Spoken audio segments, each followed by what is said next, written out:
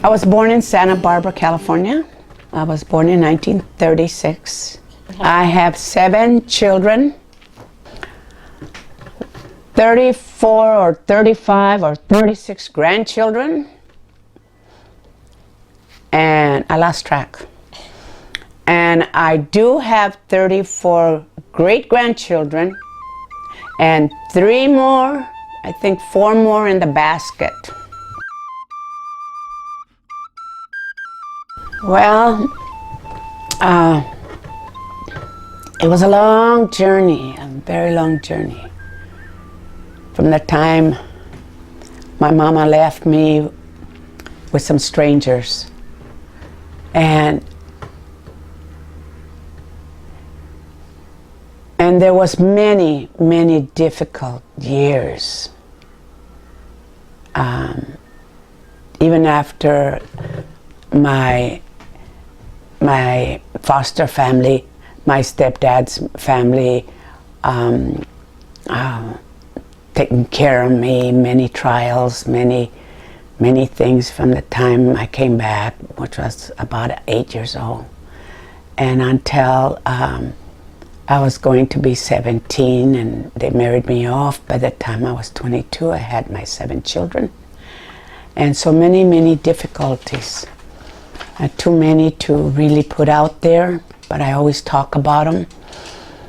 And what overcame my difficult years, that made me put them in a bundle and just put them in back of me and leave them there.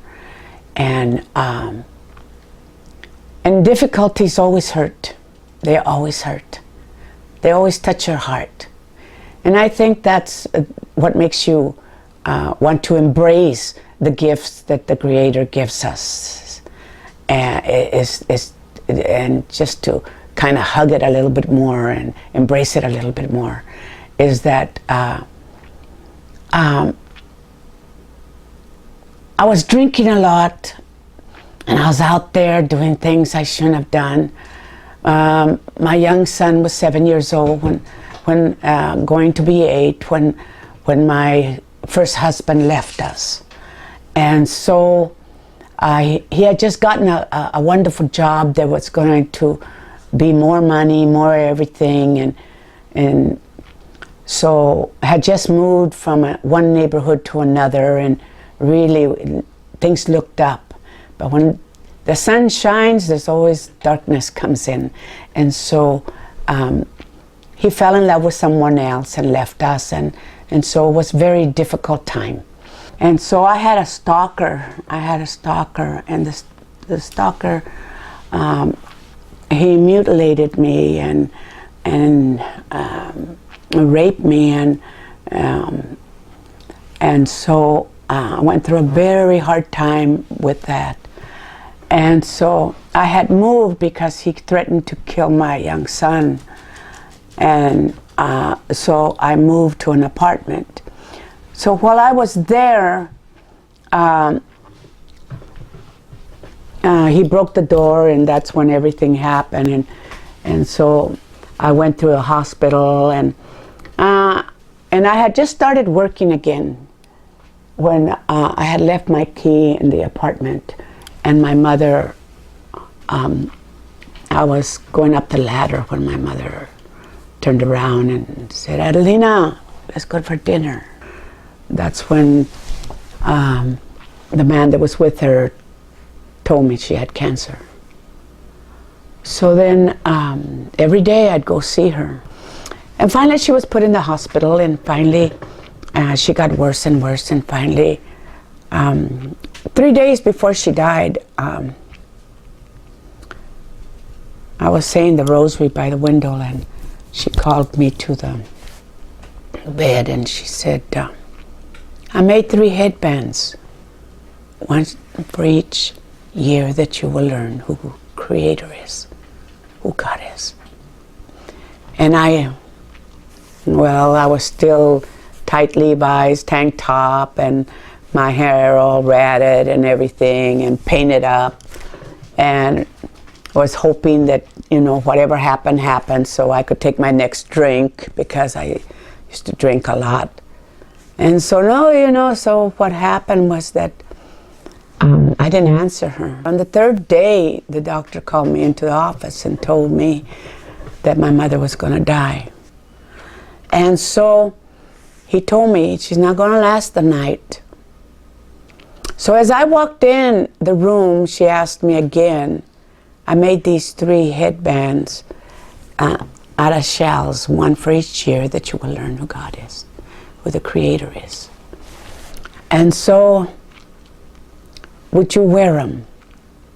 And I told her yes. And it was the most wonderful thing that I think a daughter could receive. And so I went to look for the headbands. I went to go look for that little box that she had said that she had made these headbands. I went and I got the box and I put the headband on and it didn't fit. And so for 1 full year, I was on a journey. I was in a journey up. And on a journey up where there was one bead, and that represented me, and all the rest of them represented the rest of the people. The first year was the bag of prayers. And so I went to work with my braids, my feathers, and my headband. When I walked in, everybody was just like laughing and saying, okay, you know, she's not gonna last a week like that, you know.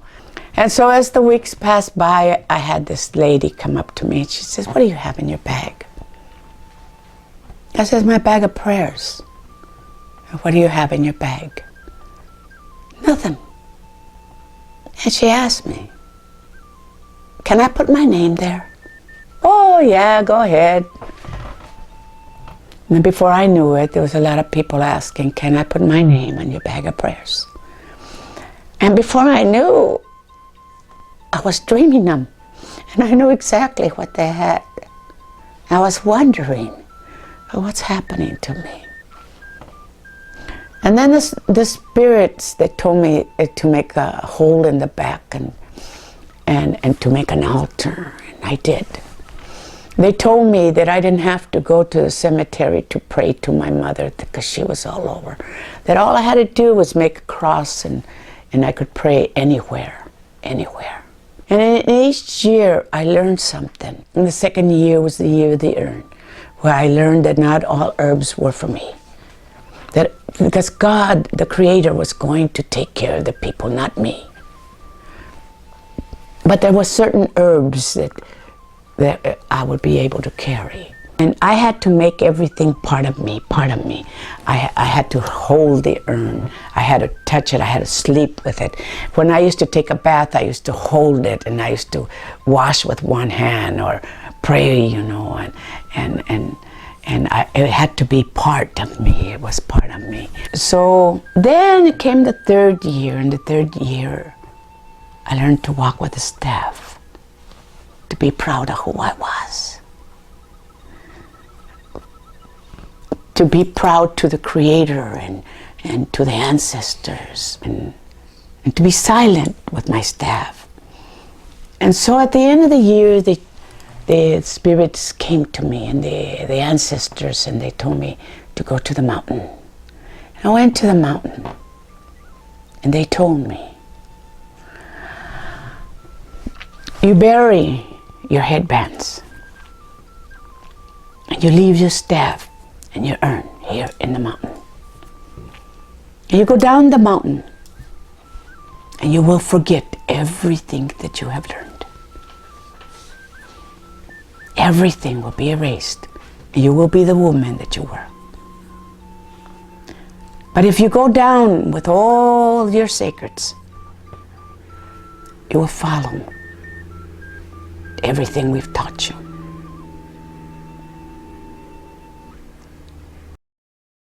And during that journey, my uncle came in and he said, my uncle was Yaqui, and he came in and he said, this young man, he's looking at you. I had it with men. And my uncle said, no, he's a good man. And so he said, the man, he was outside, he said, oh, you were throwing the trash. And he says, who is that young woman there, you know? And my uncle told him, oh, she's an old chicken. And if you put her in a pot of soup and you want to eat the meat, you cannot eat the meat. That's how old she is. But if you come and you sit with me for 3 years, I will introduce her to you. Because she needs to be treated good, she needs to be loved, and she needs a lot of caring for.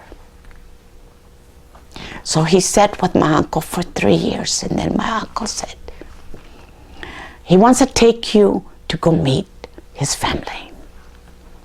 And I went, and I said, oh my gosh, I don't want any part of this. But I obeyed my uncle, went to the small trailer at a ranch. And I said, oh my gosh, all these people are outside and who knows who's inside. And anyway, I went in and then I met his grandmother. His grandmother was in there and she was cooking. There was nobody else there. And she looked at me and she said, you are so beautiful. All I ask is you be good and just love my grandson. And so, we've been married 25 years. When I first came back, it was in the 70s to the reservation. And it was 1983 when I decided to stay. And I came. But the journey wasn't over yet. For it's the hardest thing to go back to your people. For they do not understand you. Especially when you're speaking a different language that the Creator has given you. And your songs and your prayers. And you're not the person you were, but you're the person that the Creator wanted you to be.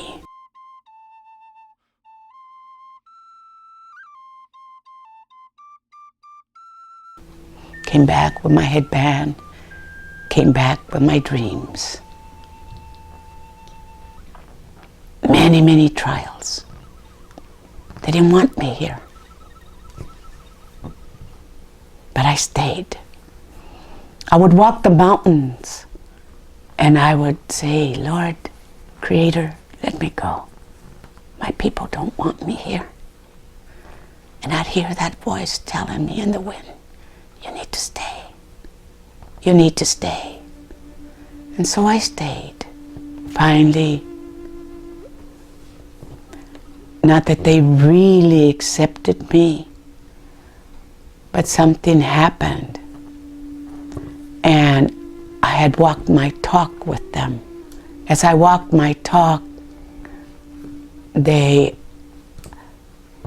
something tragic happened. And the council called me and asked me if I would be the spiritual leader of the tribe. And I said yes. They told me not to speak about certain people. And I looked at my council and I said, I only obey what the Creator tells me. I don't need to be the spiritual leader of the tribe. I'm going home. And at that time, my chairman came and he knocked on my door and he said, we need you. We need you to be the spiritual leader of the tribe. And since 1994, I've been the spiritual leader of the tribe. I try to serve my people well. During the time of the bag of prayers and the urn and the staff, when they asked me to bury everything and leave it there on the mountain, I loved this way. It was so peaceful. Of hearing, of dreaming, of knowing that I didn't have to go inside a church. I didn't have to go inside a building. That I knew the Creator that created the earth would walk with me if I believed. When I came down, I walked down the mountain so proud because I was free. Free from the little girl that was tied to a tree and raped every single day. I was free from being the woman that when I got my first job, I was raped and left there like I was nothing. I was free from everything that ever happened to my body. I was free because the grandfather, the creator, the maker of this earth set me free. And so I know that the Creator speaks to me, to everything that is on the earth, speaks through me, with me, and walks with me in every single leaf, every single tree, every single herb, every single plant. And my ancestors, through the clouds, they make forms that I can see them. I come from the Bear Clan, and the Bear Clan, and the bear speaks to me.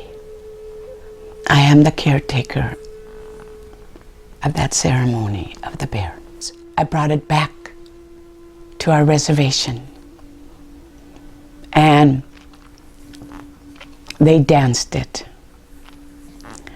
for our people. And then I brought it here. And I brought it here to take it away from the political place, because it needs to be nurtured. It needs to know it's free. My children say, there is a legacy with you, Mother. I don't feel that. I just feel that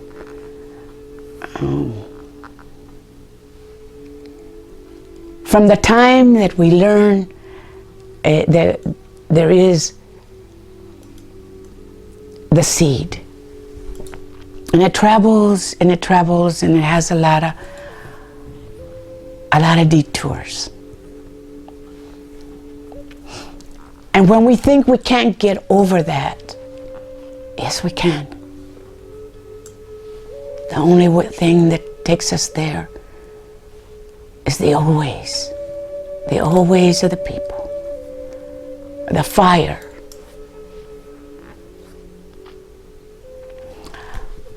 And that fire will always burn, as long as it burns in every single Indian, in their heart, in their spirit.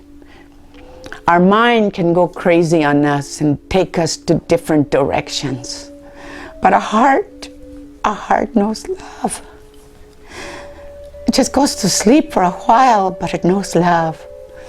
And that love needs to be nurtured and given. And that's what the fire does for us. That's what our traditions do to us. Brings it back. And when there's hard times, we go to our fire. We go to that tree, to that wood that we put in the fire, and brings all the stories out, and brings all the things that we need to know. Our ancestors, they want us to acknowledge them when they appear in the clouds, when they appear in the sky, in the night, or when the rain drops, and we think while they're crying for something. The storms come, they're telling us, hey, you know, we're sending you this storm so that you can learn, so you can know that if you ask us, we will be there for you. There is no storm that we can't get over. No tragic thing that comes in our lives that we cannot override. For the Creator, He's with us. He walks with us. So the ancestors, they're out there. And they want to listen to us. Our strongest element is our voice. They want to hear us. They want to see our tears. They want to see that that they are still around, that we know that they're still around, that we still embrace them with everything. For we are believers on what the ancestors have taught us.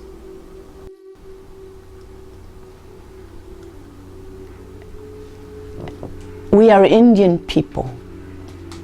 We have warriors. We have our people that we pray to. We have our lodges. We have our circle.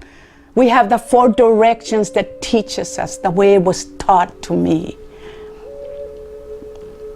We are Chumash people. We are people of the Western Gate. We are the caretakers of the Western Gate. That's why our pole is black, for we are caretakers of that Western Gate. In the South, they teach us it's the blood of our people, and it's the side of the children. And we take care of our children.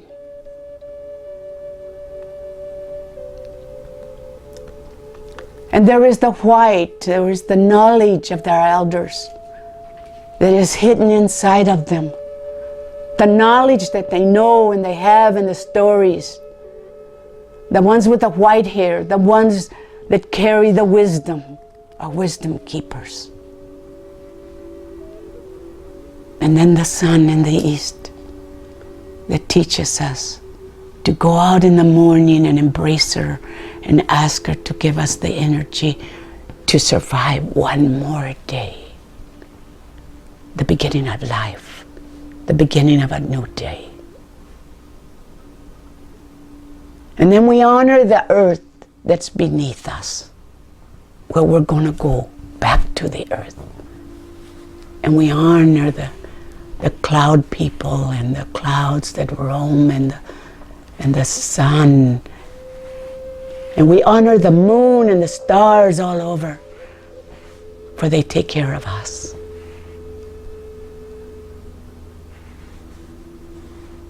And we honor all that is around us on the earth, for we are part of everything. We are only here for a while. And I am so happy to the ancestors that they showed me this way, that they embraced me, that they loved me enough to give me the gift of life. For without them, I'd be nothing again. I'd be that little girl. But I remember each time that something happened to my body, I would run to the swing and swing as high as I could so that I could touch God. But now I know that He or she has touched me so that I can walk upon the Mother Earth with all the wisdom that they have given to me. Wisdom is not born at birth. They say wisdom is lost. It's not lost. It comes in the wind. It comes all over. It surrounds us. It comes in our dream time. It's in our heart. It's in our blood. But because we walk upon the Mother Earth in a different time, we forgot. But then the tree has a voice, and the wind has a voice, The star people have a voice, and the mountains have a voice. And the earth between us, underneath us, has a voice. And all that is above has a voice. The elements, we are part of that. And I am so happy that they chose me to be able to be a wisdom keeper. For the tears will always come. But that is how rivers are made. The tears of all women in the world. The Creator is good, for He brings everything to us. He might bring us some hard times, but He gives us some good times. And all we have to do is just open ourselves to it. Embrace it.